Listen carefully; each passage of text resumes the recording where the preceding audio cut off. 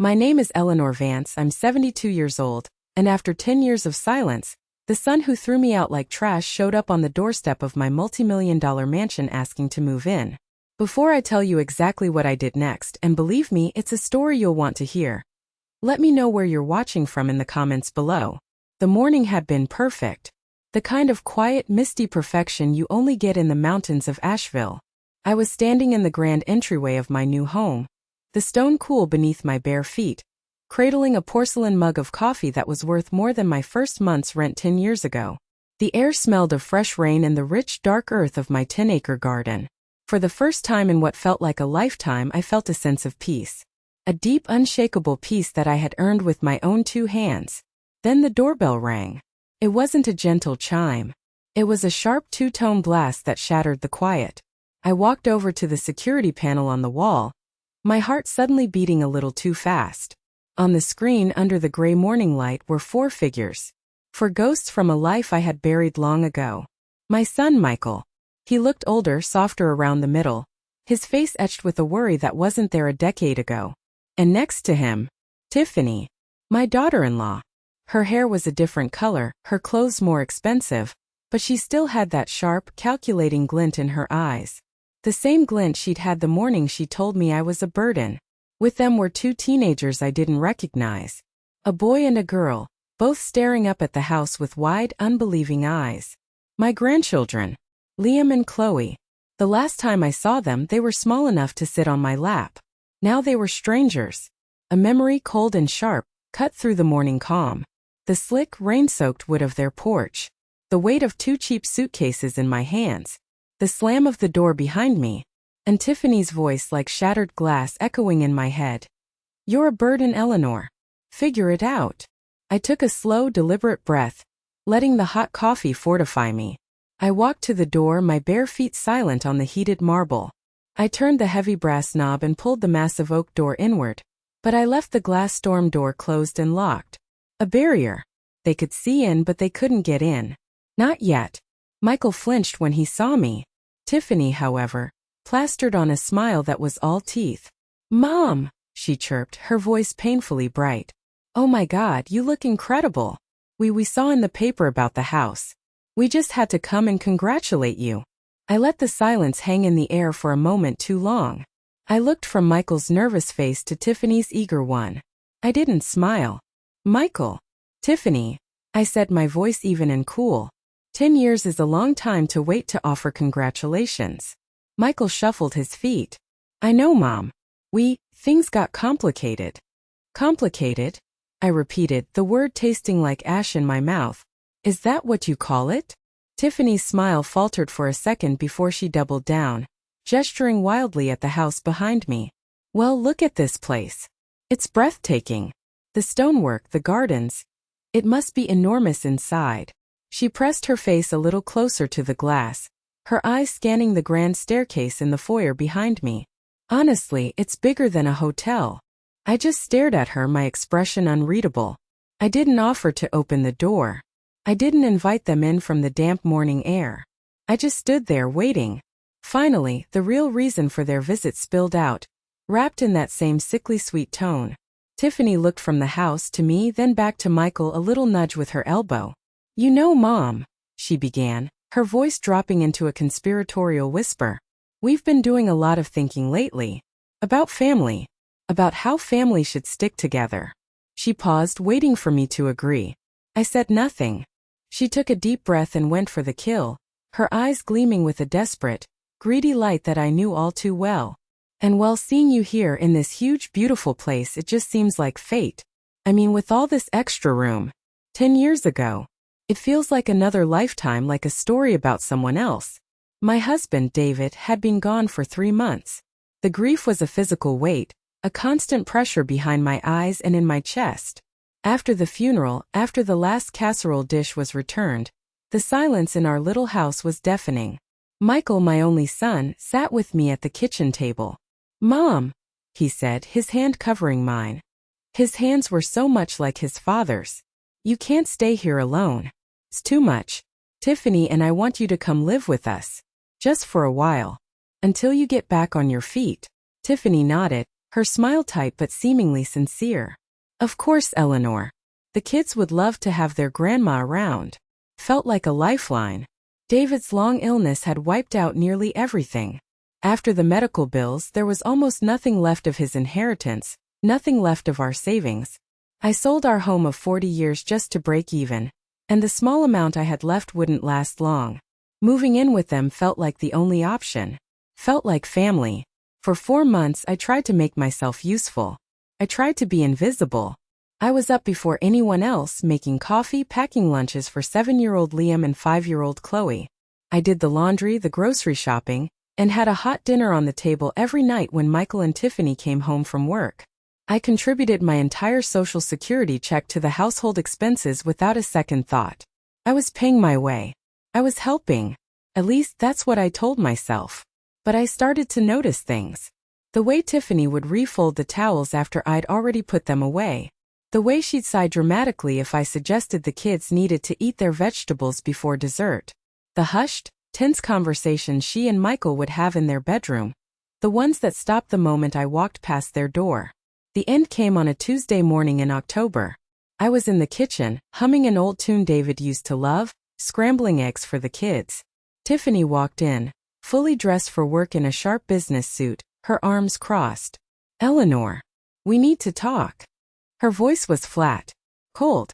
Michael was standing right behind her, a silent, grim-faced statue. He wouldn't look at me. He just stared at a spot on the wall over my shoulder. "What is it, honey?"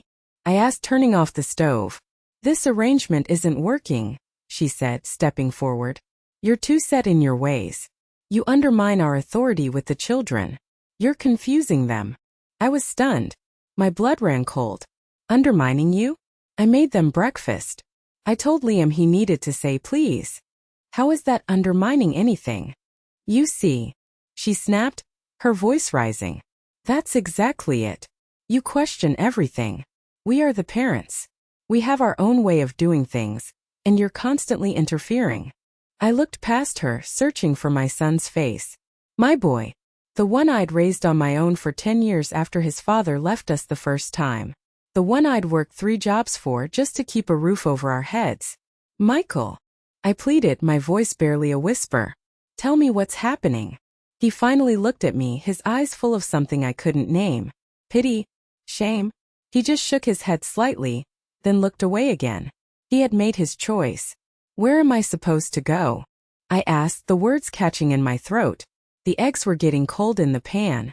Tiffany shrugged, a small dismissive gesture that would haunt my nightmares for years. "That's not our problem anymore, Eleanor. You're a grown woman. Figure it out." 20 minutes later, my entire life was packed into 2 suitcases and a cardboard box full of photo albums. Tiffany followed me from room to room as I gathered my things, her face a mask of cheerful efficiency. "Don't take that old lamp, it won't match anything," she'd say. "Oh, and we'll be donating the rest of these books to Goodwill. We need to clear this room out for Chloe's new playroom." She was erasing me. Michael carried my bags to the front porch. The sky had opened up, a cold, miserable drizzle soaking through my thin sweater. "Don't make this harder than it has to be, Mom," he mumbled, setting the last box down and refusing to meet my eyes. A taxi pulled up to the curb. I looked at my son, searching for any flicker of the little boy who used to cry whenever I left for work. For a second I saw it, a tremor in his chin. But then Tiffany appeared at his side, slipping her arm through his, and his face went blank again. I got into the cab without looking back. Not because I was strong, but because if I had, I would have shattered into a million pieces right there on their perfectly manicured lawn. As the car pulled away, I risked a single glance in the rearview mirror. Tiffany was already at the window of what had been my room, holding up a paint swatch to the glass, a wide, triumphant smile on her face. In my purse, I had $912 and a heart that had been ripped out of my chest. I had no job, no home, and no idea that this absolute humiliation was the first chapter of the greatest comeback story of my life. The taxi driver, a kind man with sad eyes, must have seen the state I was in. "Where to, ma'am?" he asked gently. I had no answer. I just shook my head, the tears I'd been holding back finally streaming down my face. He ended up taking me to the first place he could think of on the edge of town. the Blue Ridge Motel. Let me tell you, it was exactly as glamorous as it sounds. The sign flickered, with a few letters burned out. The room cost $45 a night, a price that felt like a fortune when you're counting every penny. It smelled of stale cigarette smoke and industrial strength cleaner, a scent that, to this day, makes my stomach clench. The bedspread was a hideous shade of orange, and the air conditioner rattled like a dying animal. But it had a roof and it had a door with a lock. After being thrown out like yesterday's garbage, that felt like a luxury. For 8 weeks, that grim little room was my entire world. The first few mornings were the hardest. I'd wake up in that narrow, lumpy bed, forgetting for a blissful second where I was. Then reality would crash down on me like a tidal wave. No grandchildren's laughter. No family breakfast to prepare. Just me, the rattling air conditioner, and the profound, crushing weight of being utterly alone. My savings were draining away at an alarming rate. $45 a night, plus food, meant I was burning through my meager funds. I started skipping meals. A coffee for breakfast, maybe a piece of fruit for lunch. Dinner was often a can of soup heated up in the room's ancient microwave. I lost weight. I felt myself shrinking, becoming smaller, more invisible. My daily routine was a study in desperation. Every morning, I'd walk the 2 miles to the public library. It was free, it was warm, and it had computers. At 62 years old, I found myself sitting alongside college kids and other lost souls, scrolling through job listings. Bookkeeper, receptionist, administrative assistant. I applied for dozens of jobs. My resume was solid, 20 years of managing the books for David's contracting business, but my age was a liability. I'd get the occasional interview, but the moment I walked in, I could see the flicker of surprise, then disappointment in their eyes. They wanted someone younger, someone cheaper. The rejections were polite but firm. We'll keep your resume on file. We're looking for someone with a different skill set. It was soul-crushing. One afternoon, about 6 weeks in, I was walking back from another failed interview. The sky was gray, matching my mood. As I approached the motel, I saw a familiar car in the parking lot. A dark blue sedan. Michael's car. My heart leaped into my throat. He came for me. He realized his mistake. He was here to take me home. I started to walk faster, a frantic, foolish hope bubbling up inside me. I saw him then. He was walking out of the motel office. He hadn't been looking for me. He must have been stopping for some other reason. He saw me. Our eyes met across the cracked asphalt of the parking lot. He was maybe 50 feet away. He froze, his face a mask of shock, and was it guilt? I stopped, my breath hitched. Michael. I mouthed, though he couldn't possibly hear me. For a long second we just stared at each other. The world seemed to stop. I saw a dozen emotions flicker across his face. But the one that won out was fear. He looked away, his jaw tight. He turned, got into his car, and started the engine. He didn't look at me again. He put the car in reverse, backed out of the space, and drove away, leaving me standing alone in the middle of the parking lot. He had seen me. He had seen the rundown motel where his widowed mother was living. He knew how far I had fallen. And he drove away. In that moment, something inside me broke. The part that had been hoping. The part that had been waiting for him to be the son I'd raised. It shattered into dust. The tears that came weren't the hot, messy tears of grief. They were cold, silent tears of rage. As I watched his taillights disappear down the highway, the last of the broken, dependent woman I had become died right there in that parking lot. And from the ashes, something new, something hard and unyielding began to form. If my own son could look me in the eye and discard me all over again, then I was truly completely on my own. And I would never ever let myself be that vulnerable again. I would save myself. Because it was terrifyingly clear that no one else was going to. The fire that Michael's abandonment lit inside me burned away the fog of despair. The next morning, I walked into the library with a new sense of purpose. I wasn't just looking for a job anymore. I was looking for a foothold, a place to start climbing. After another week of searching, I found a small, unassuming ad in the local paper. Part-time bookkeeper needed for local nursery. Flexible hours. Must be good with numbers and not afraid of a little dirt. It was for a place called Oak Creek Nursery. I called, and the owner, a woman with a brisk, no-nonsense voice, told me to come in that afternoon. Oak Creek Nursery was a sprawling, slightly chaotic place, filled with the scent of damp earth and blooming flowers. The owner was Sarah Mitchell, a woman about my age with laugh lines around her eyes and dirt under her fingernails. Her office was a cluttered mess of invoices, seed catalogs, and half-empty coffee mugs. She looked at my resume, then looked at me. "You handled all the books for your husband's contracting business for 20 years? "Yes," I said. "Payroll, accounts payable, taxes, the whole 9 yards." "The pay isn't great," she warned. $15 an hour. Maybe 20 hours a week to start. "When do I start?" I asked, relief washing over me so intensely I felt lightheaded. That first paycheck felt like $1 million. It was enough to move out of the Blue Ridge Motel and into a tiny studio apartment above a pizzeria. The place was small, and the constant smell of garlic was a little overwhelming, but it was mine. It had a door I could lock and no one could kick me out. I threw myself into the work at the nursery. Sarah's bookkeeping was a disaster, and I found a deep, satisfying pleasure in untangling the mess, creating spreadsheets, and finding ways to save her money. I loved the work. I loved the quiet rhythm of the nursery, the feel of the sun on my back when I'd eat my lunch outside. For the first time in months, I felt a flicker of my old self returning. I thought I had finally found a safe harbor, a place to start rebuilding. I was wrong. About a month after I started, Sarah called me into her office. She had a strange look on her face, a mixture of anger and concern. "Eleanor, sit down," she said. "I had a peculiar phone call this morning." My stomach tightened. "Oh, yes. A woman named Tiffany called. Said she was your daughter-in-law." The air left my lungs. I felt a hot flash crawl up my neck. What did she want?" Sarah leaned forward, her eyes fixed on mine. "She wanted to warn me about you." My mind raced. What could she possibly say? "She told me you were mentally unstable," Sarah said, her voice low and steady. "She said you'd been having episodes, that you had a history of stealing from family. She suggested I check my cash register very carefully. She even had the nerve to say you were probably trying to steal from me to build some sort of secret college fund for the grandkids you weren't allowed to see anymore. She said she was just calling out of concern for my business." I just stared at her, speechless. It felt like a punch to the gut. It wasn't enough for them to throw me away.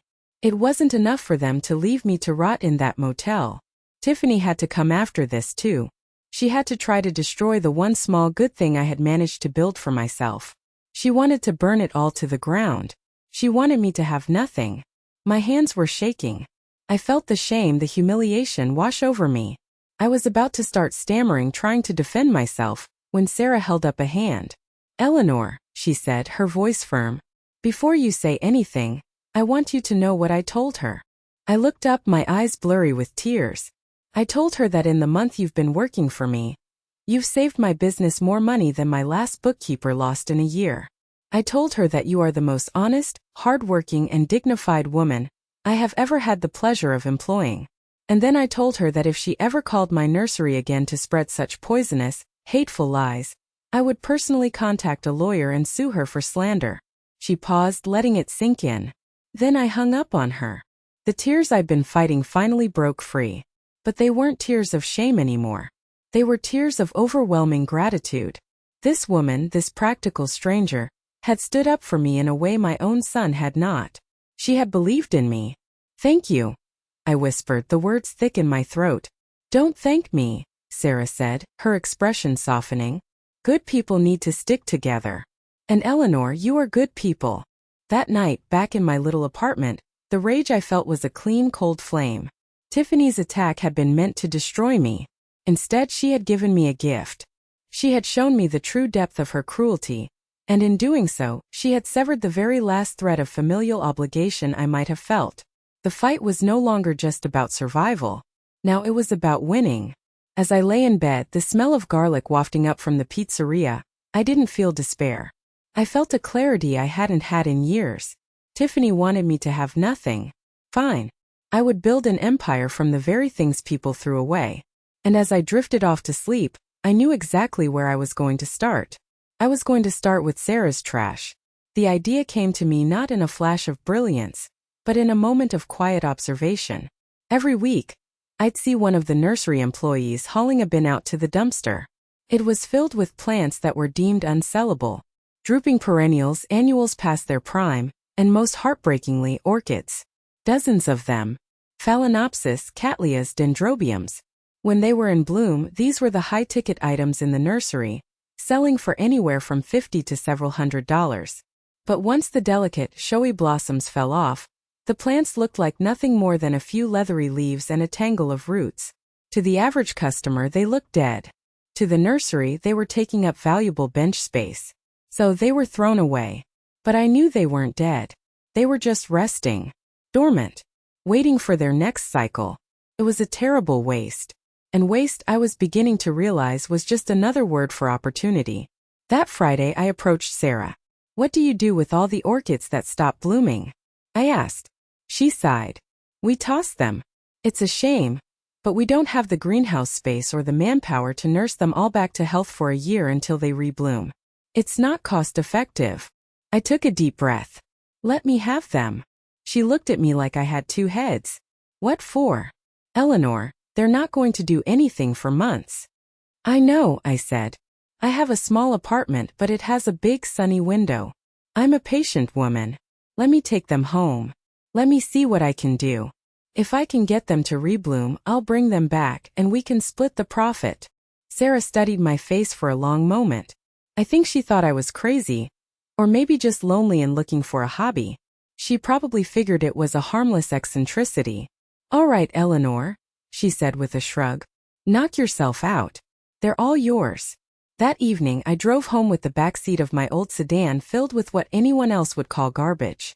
My tiny studio apartment was instantly transformed into an intensive care unit for orchids. I filled the windowsill, the countertop, the top of the toilet tank. Every available surface became home to a pot of sad-looking leaves. My life took on a new rhythm. I'd work at the nursery during the day, and at night, I'd become an orchid whisperer. I spent hours at the library, not looking for jobs anymore, but reading everything I could about orchids. I learned about their specific needs for light, humidity, and fertilizer. I watched countless YouTube videos on how to properly repot them. Their tangled roots like delicate puzzles. I talked to them. I know it sounds silly, but I did. I'd mist their leaves and tell them how beautiful they were going to be. Nurturing them felt like I was nurturing the broken parts of myself. Every time I cleared away a dead root or wiped down a dusty leaf, it felt like I was clearing away a piece of my own pain. For months, nothing happened. My apartment was a jungle of green leaves, but not a single flower. The lady downstairs complained about the moisture, but I was patient. I had learned a thing or two about waiting. Then, one cold February morning, I saw it. A tiny new green shoot emerging from the base of a phalaenopsis. It was no bigger than my pinky nail, but to me it was a miracle. I actually cried. Soon another appeared, and then another. By April, my apartment was no longer a hospital. It was a showcase. I had over 50 orchids, and nearly all of them were sending up flower spikes. Delicate, arching stems covered in fat, promising buds. The first one to open was a cattleya, a spectacular bloom of ruffled purple and gold that smelled like heaven. Within a week, my apartment was an explosion of color. Magenta, white, speckled pink, sunset orange. It was breathtaking. I carefully loaded the best 20 plants into my car and drove them to the nursery. I walked in the front door, carrying two of the most stunning specimens. Sarah was at the front counter. When she saw me, her jaw literally dropped. "Eleanor," she gasped, walking around the counter to get a closer look. They can't be from that batch of discards." "They are," I said, a grin spreading across my face that I couldn't have stopped if I'd tried. "I told you. They weren't dead. They were just waiting." Customers in the nursery started to gather around, admiring the flowers, asking what variety they were, how much they cost. That day, Sarah bought all 20 orchids back from me for 50% of their retail value. I walked out of Oak Creek Nursery with a check for $875. It was more than I'd had to my name the day I was kicked out of my son's house. I sat in my car in the parking lot, holding the check in my trembling hands. This was more than money. This was proof. Proof that you could take something broken, something discarded, something everyone else had given up on, And with a little care and a lot of patience, you could make it bloom again, more beautiful than ever. It was the story of the orchids, and it was becoming the story of my life. That first check was the spark that lit the fuse. My arrangement with Sarah became official. She set aside all her dormant orchids for me, and I became her secret weapon, turning her unsellable stock into pure profit that we split down the middle. Soon word got around the small, tight-knit community of local growers. Other nurseries started calling me, asking if I could work my magic on their clearance plants too. My little studio apartment was bursting at the seams. I used the money from that first sale to rent a small 2-bedroom cottage on the edge of town that had a dilapidated old greenhouse in the backyard. It was perfect. I spent every weekend repairing the greenhouse, replacing broken panes of glass, and building tiered benches for my growing collection. I officially named my little venture, Eleanor's Bloom Revival. Life started to feel good. I had purpose. I had a growing income, but I was still lonely. The work was solitary, and my only real human connection was with Sarah. One day, she suggested I join the Asheville Garden Club. "You need to get out, Eleanor," she said. "Meet some people who aren't just leaves and stems." I was hesitant, but I went. And that's where I met Brenda. Brenda was a force of nature. A retired corporate lawyer in her late 60s with a wicked sense of humor and a laugh that could shake a room. We bonded instantly over a shared love for rare peonies. She took me under her wing, and we quickly became inseparable. A friendship forged over coffee, garden soil, and a mutual understanding of what it felt like to be a woman of a certain age reinventing herself. Brenda was sharp as a tack. When I told her about my little business, her legal mind immediately started whirring. She helped me officially register my business, taught me how to track my expenses like a pro, and gave me the confidence to start thinking bigger. "You're not just saving plants, Eleanor," she told me over lunch one day. "You're selling luxury. You need to market it that way." With her encouragement, I put together a portfolio of my best work and approached the fanciest hotel in downtown Asheville, the Grand Bohemian. I proposed a leasing service. I would provide them with a rotating display of spectacular, blooming orchids for their lobby and suites, and my service would include all the care and maintenance. They signed a 1-year contract on the spot. That contract changed everything. It provided a steady, reliable stream of income. Soon other high-end businesses followed. Law firms, boutique hotels, even the Biltmore Estates exclusive inn. My income surpassed what I could have ever imagined. One sunny afternoon, Brenda and I were sitting on my porch, sipping iced tea. She'd had a doctor's appointment downtown and was telling me about her day. "You know," she said casually, stirring her tea, "the funniest thing happened. I was leaving the clinic and I saw your son, Michael, coming out of that big bank on the corner. He looked stressed." I tried to keep my face neutral. "Oh, yeah," she continued, oblivious to the sudden tension in my shoulders. "He was with some banker, and it clearly hadn't gone well. I overheard a little bit as I walked past. Something about his salary not being enough to get another loan approved after he got passed over for a promotion." She clucked her tongue. "Tough break. The housing market is brutal right now." I just nodded, taking a slow sip of my tea, the ice clinking against the glass. It was the first piece of real information I'd had about them in almost 5 years. Passed over for a promotion. Denied a loan. Stressed. I didn't feel joy. Not exactly. It was a colder, more complex emotion. It was the quiet, unsettling feeling of a distant storm gathering on the horizon. I had been so focused on building my own world, my own success, that I had almost forgotten about the world I'd left behind. Brenda moved on, talking about a new variety of rose she wanted to plant. I followed her conversation, but a part of my mind was somewhere else. It was filing away that little piece of information, tucking it into a corner of my brain where I kept the memories of that rainy morning on the porch. I wasn't seeking them out. I had built a wall around that part of my life, a wall of orchids and invoices and new friendships. But Brenda's words were the first crack in that wall. A small sign that the world I had escaped was still turning, and that the choices my son and his wife had made were beginning to bear their own bitter fruit. I took another sip of tea and looked out at my beautiful, thriving garden. The storm was still far away, but for the first time, I had the feeling that one day, it would find its way to my door. The next few years were a blur of hard work and steady, satisfying growth. Eleanor's Bloom Revival became the go-to name for botanical elegance in western North Carolina. My reputation was built on quality and exclusivity. I wasn't interested in franchising or expanding across the country. I wanted to be the best, not the biggest. My contracts with the luxury market were lucrative, and my personal savings account grew to a size that would have seemed like a fantasy just a few years prior. I was comfortable. I was happy. But Brenda, with her sharp lawyer's mind, saw a bigger picture. "Your business income is fantastic, Eleanor," she said one evening as we were reviewing my finances. "But it's active income.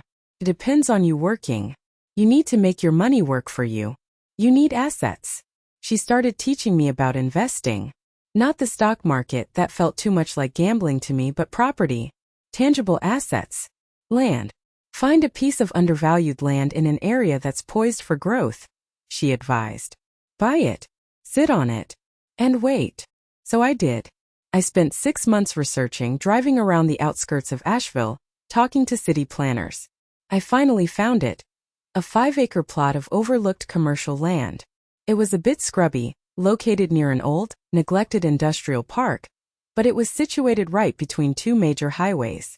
I used a significant portion of my business profits to buy it outright. It was a huge risk. For the first few months after I signed the papers, I barely slept, convinced I had made a terrible mistake. For 2 years, nothing happened. The land just sat there, a line item on my balance sheet and a source of quiet anxiety. My orchid business continued to thrive, and the land became a background thought. Then the news broke. It was an earthquake that shook the entire region. A massive tech corporation from California announced it was building its new East Coast headquarters in Asheville. And the site they had chosen was the old, abandoned industrial park, directly adjacent to my 5-acre plot.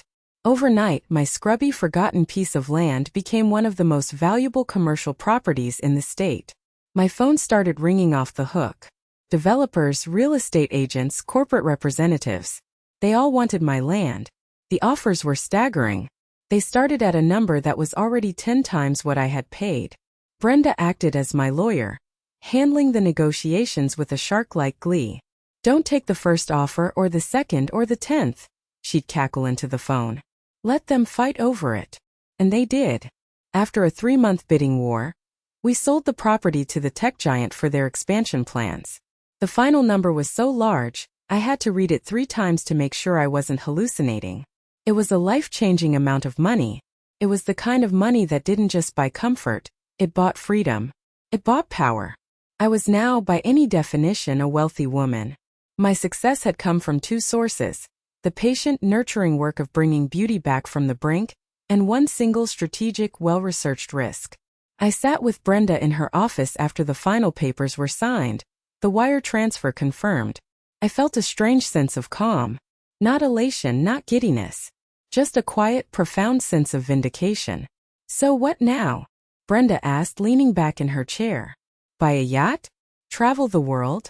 Retire to a beach somewhere?" I could have done all of those things. I had more than enough. But as I sat there, a thought, an idea that had been dormant for years, began to stir. It was an image of Tiffany, standing at the window, holding up a paint swatch, a triumphant smile on her face as she erased me from her life. "No," I said slowly, my voice quiet but firm. "I'm not going anywhere. I'm going to buy a house."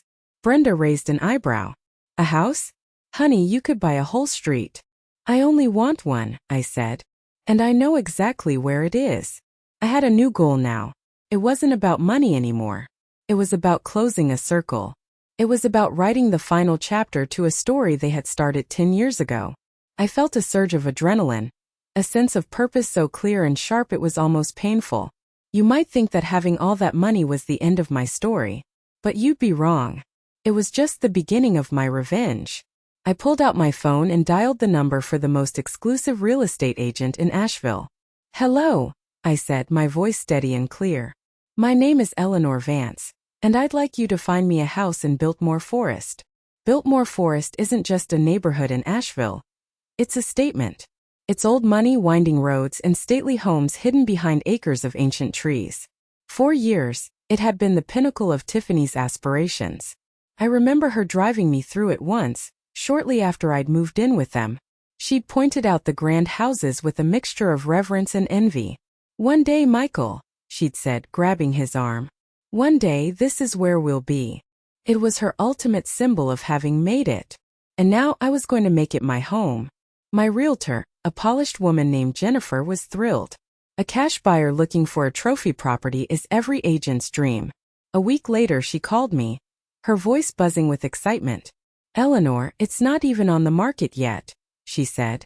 "It's a pocket listing. The old Vanderbilt estate. The family is finally selling after 60 years. It's the crown jewel of the neighborhood." The moment I saw it, I knew. It wasn't just a house, it was a fortress. Built of gray mountain stone and dark timber, it sat on a hill overlooking the entire city. It had 12,000 square feet, 8 bedrooms and a ballroom. But what sold me was the land. 10 acres of pristine manicured grounds, with a rose garden, a natural stream, and a conservatory that was essentially a magnificent palace-sized greenhouse already attached to the house.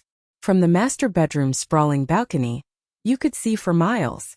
You could see the blue haze of the mountains, the sparkle of the city lights at night, and if you knew just where to look, you could see the cluster of rooftops in the modest subdivision where Michael and Tiffany lived. I would literally be looking down on them. "The asking price is steep," Jennifer warned. "I'll offer $500,000 over their asking price," I said without hesitation. "Cash. And we close in 2 weeks." Jennifer nearly dropped her phone. The deal was done before anyone else in town even knew the property was for sale. I didn't move in right away. I spent the first month making it my own. I hired a team not of decorators but of artisans. I had the ballroom converted into a magnificent 2-story library, with floor-to-ceiling mahogany shelves and a rolling ladder, just like in the movies. The massive chef's kitchen was refitted to my exact specifications. But the conservatory, that was my sanctuary. It became the new home for the most spectacular specimens from Eleanor's Bloom revival. It was a living, breathing cathedral of flowers. I bought furniture that was comfortable and beautiful, not stuffy and formal. I filled the walls with art that I loved, not art that was meant to impress. This wasn't a house built on envy or aspiration. It was a house built on resilience. It was my castle. The day I finally moved in, I spent the first night not in the massive master bedroom, but on a comfortable armchair on the stone terrace, wrapped in a blanket, watching the sunset paint the sky in shades of pink and gold. The silence was profound. No traffic, no noisy neighbors. Just the gentle whisper of the wind through the tall oak trees and the profound satisfaction of a goal achieved. My phone buzzed. It was a text from Brenda. "Saw the real estate transfer in the paper. You magnificent woman. Champagne this weekend." I smiled and typed back, "Bring the good stuff. We're toasting new beginnings." But some beginnings require an ending. This house wasn't just a home. It was a stage. And the final act of a long, painful play was about to begin. The following Friday, my lawyer confirmed that the sale had been officially recorded and would appear in the public records section of the Asheville Citizen-Times that weekend. I knew Tiffany read that section religiously, keeping tabs on who was buying and selling in the upper echelons of society she so desperately wanted to join. She would see my name. She would see the address. And she would come. I went to my new enormous walk-in closet and picked out an outfit for the next morning. Something simple but elegant. A silk blouse and tailored trousers. I was calm. I was ready. For 10 years they had held all the power. They had written the story, and I had been just a minor inconvenient character to be written out. But now the story was mine to finish. I sat by the fire in my new library, a glass of expensive wine in my hand, and I waited for the ghosts of my past to come knocking on my door. I didn't have to wait long. She left the last word hanging in the air. A greasy, presumptuous offering. With all this extra room, the silence that followed was absolute. The chirping of a bird in the giant oak tree by the driveway sounded like a gunshot. I watched the hope and greed battling for dominance in her eyes. I saw the desperate pleading in Michael's. They really thought this would work. They thought they could just show up after a decade of cruel silence and insert themselves back into my life. Now that it was a life of luxury, a slow smile spread across my face. It wasn't a warm smile. It was the smile of a predator that has just watched its prey walk willingly into a trap. "You're right, Tiffany," I said, my voice smooth as silk. It is an enormous amount of room. I finally unlatched the screen door and swung it open. Please come in. Let's talk about all this room. The relief on their faces was almost comical. They practically tripped over each other getting inside, their children trailing behind them like bewildered ducklings. I led them past the grand staircase, through the soaring archway, and into the formal living room. The room was twice the size of my entire first apartment, with floor-to-ceiling windows that overlooked the rolling back lawn and the distant mountains. I watched them as they took it all in. Michael just stared, looking overwhelmed. The kids, Liam and Chloe, were wide-eyed, whispering to each other. But Tiffany was practically vibrating. She ran her hand over the velvet of the sofa, peered at the artist's signature on a painting, and gazed up at the crystal chandelier like it was the face of God. "My goodness, Mom," she breathed, finally settling on the edge of a chair as if she were afraid to wrinkle it. I'm speechless. It must have cost a fortune." "It did," I said simply, taking a seat in my favorite wingback chair opposite them. "But I found I could afford it." Michael cleared his throat, finally finding his voice. "Mom, listen. About the past, we were young. We were under a lot of stress with the mortgage, my job." Tiffany jumped in, placing a hand on his knee in a show of unity. "What Michael is trying to say is that we've grown up a lot. We've had a lot of time to reflect. We made a mistake, a terrible mistake. And we've missed you." She looked at me, her eyes shining with what I'm sure she thought looked like sincere regret. "The kids have missed having a grandmother." I let her little performance hang in the air. Then I leaned forward slightly. "Enough, Tiffany," I said, my voice cutting through the charade like a knife. The fake smile vanished from her face. "Let's stop pretending this is about missed family connections. You're not here because you miss me. You're here because you need something." The silence was back, thick and heavy this time. We've had some bad luck," Michael mumbled, staring at the expensive Persian rug. "Bad luck?" I said, raising an eyebrow. "Is that what you call it when an architect gets fired from a prestigious firm for falsifying expense reports and overbilling clients? Because the word I would use is fraud." Michael's head snapped up. His face was as white as a sheet. Tiffany stared at him, her mouth opening and closing like a fish. "What is she talking about, Michael?" "I don't know," he started to stammer. "Oh, I think you do," I continued, my voice relentless. "You didn't lose your job 3 months ago, as I'm sure you told Tiffany. You were fired 6 months ago. You've been pretending to go to work every morning while you burned through your severance pay, haven't you?" I turned my cool gaze to Tiffany. Her face was a mask of fury and confusion. "And you, Tiffany? I suppose it was just bad luck that you maxed out 3 new high-interest credit cards in the last year? Designer clothes, spa treatments, a new car. All while your husband was unemployed and you were hurtling toward financial ruin. Did you think no one would notice?" She was on her feet now. "How dare you? You have no right to talk about our finances." "I have every right," I said, my voice dangerously calm. "Because in about 3 weeks, when the bank officially forecloses on your house, it's going to become a matter of public record. Just like this house was." I gestured around the magnificent room. "I know everything." Michael finally broke. "How?" he whispered, his voice cracking. "How could you possibly know all that?" I leaned back in my chair and gave them that same cold smile again. "Asheville is a small town, Michael. People talk. And unlike the woman you threw out on the street 10 years ago, I now have the resources to listen." I let that sink in for a moment. The image of power, of influence, of a network they couldn't comprehend. But that's not even the most interesting part of the story, is it? We haven't even gotten to the best part yet. The air in the room was thick with poison. Tiffany was staring at Michael, her eyes narrowed to slits. "You were fired? 6 months ago? You lied to me." He wouldn't look at her. He just sat there, deflated, a middle-aged man suddenly looking like a guilty little boy. Before their domestic drama could fully ignite, I held up a hand. "Oh, that's not the lie I was talking about. I was thinking of a much older one. A more fundamental lie." I fixed my gaze on Tiffany. "Tell me, Tiffany, do you remember what you told me about Michael? How resolute he was that I had to leave. How it was his decision as the man of the house." She nodded, a flicker of her old arrogance returning. It was a mutual decision. We were a team. Is that so? I said softly. I stood up and walked over to a beautiful antique secretary desk in the corner of the room. I unlocked a small drawer with a silver key and took out a simple polished wooden box. I walked back and placed it on the coffee table between us with a soft, definitive click. What is that? Tiffany asked, her voice laced with suspicion. A little piece of the past, I said. I looked directly at Michael. His face had gone from pale to a sickly greenish gray. He knew what was in the box. About 6 months after you so bravely kicked your widowed mother out, I continued, my voice narrating the memory for Tiffany and my grandchildren, Michael showed up at my sad little apartment above the pizzeria. It was a Tuesday night. He was drunk and he was crying. What? Tiffany's head snapped toward her husband. You never told me that. Oh, there's a lot he never told you, I said.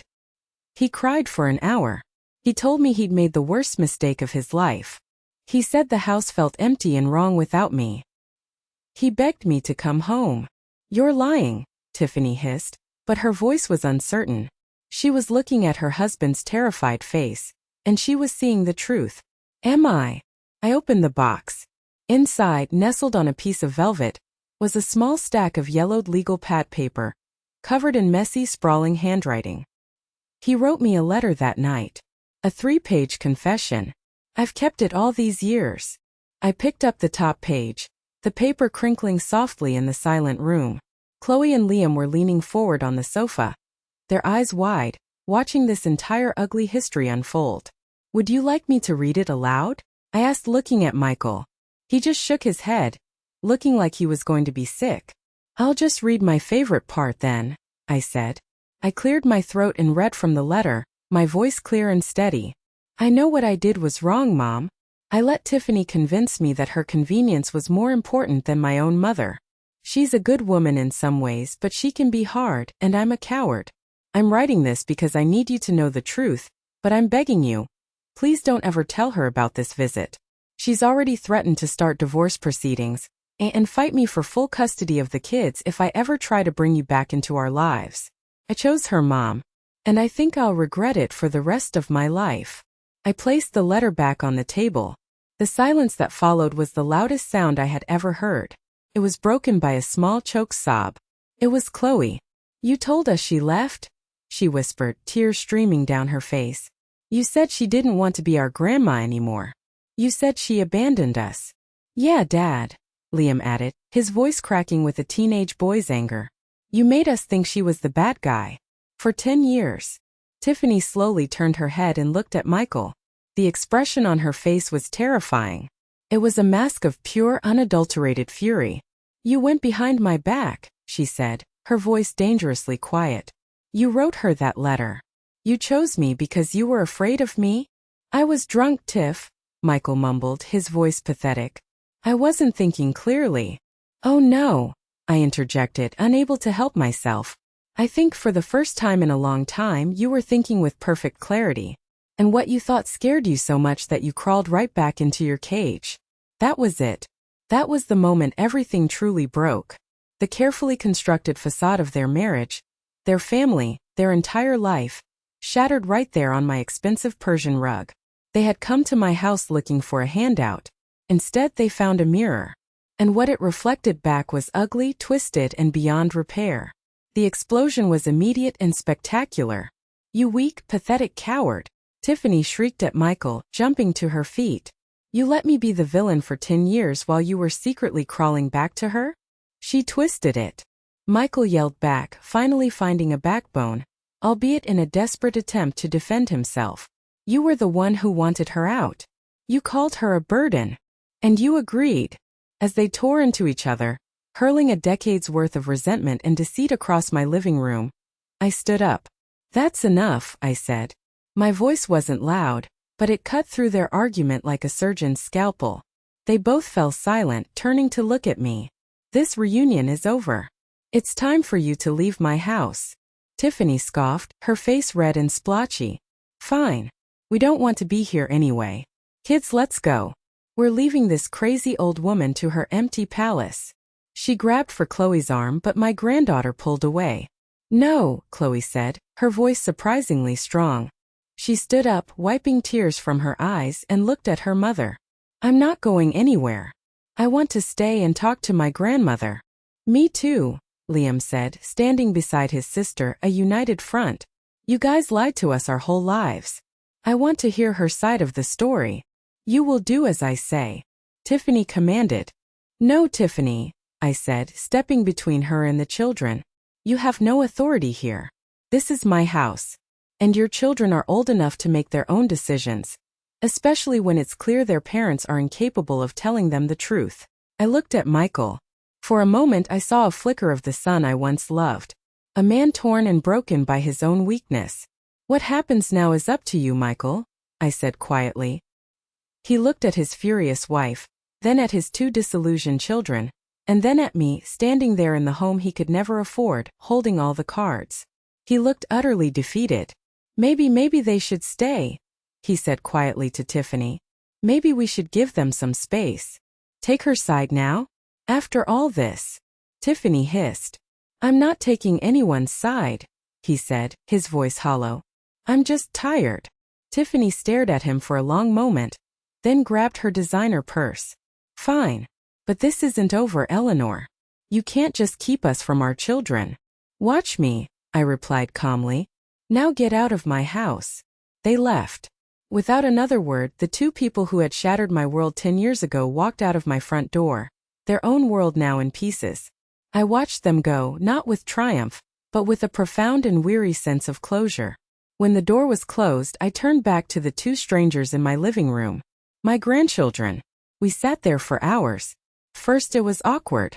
But then Liam asked, "Did you really work 3 jobs to raise my dad?" And the stories began to pour out of me. I told them about their father as a little boy who was afraid of thunderstorms. I showed them the photo albums he'd packed in my box that rainy morning. We looked at pictures of their grandfather, David. I answered their questions honestly, without bitterness. I just told them the truth. In return, they told me about themselves. Liam was a talented artist. Chloe was the star of her school's debate team. They were smart and funny, and despite their parents' failings, they were good kids. In their faces I saw echoes of my Michael, the boy I had raised, not the man he had become. As it grew dark, I walked them to the door. Can we come back next weekend?" Chloe asked, her voice hesitant. "Maybe you could show us the greenhouse?" My heart, which I thought had been permanently scarred, felt a warmth spread through it. "I would love that," I said, my voice thick with emotion. "You can come back anytime you want. I have 10 years of grandmothering to catch up on." Chloe gave me a quick, shy hug. It was everything. After they left, I didn't turn on the lights. I walked out onto the stone terrace and looked out at the twinkling lights of the city below. The anger, the bitterness, the need for revenge. It had all vanished, replaced by a quiet, settled peace. I hadn't won because I had more money or a bigger house. I had won because I had survived. I had rebuilt. I had found my own worth, not in relation to anyone else, but within myself. The mansion wasn't the prize. It was just a beautiful consequence of me finally realizing what I was capable of. The real prize was the hug from my granddaughter. The real prize was the promise of next weekend. They had thrown me away, thinking I was worthless. But it turned out, being thrown away was the very thing that allowed me to finally put down my own roots and grow into something magnificent. Thank you so much for listening to my story. It wasn't easy to share, but I believe in the power of telling our truths. My question for you is, have you ever had a moment in your life where you had to completely rebuild from scratch? Please share your experience in the comments below. I'd love to read them. And if my story resonated with you, please consider liking this video and subscribing for more stories of resilience. You are stronger than you know.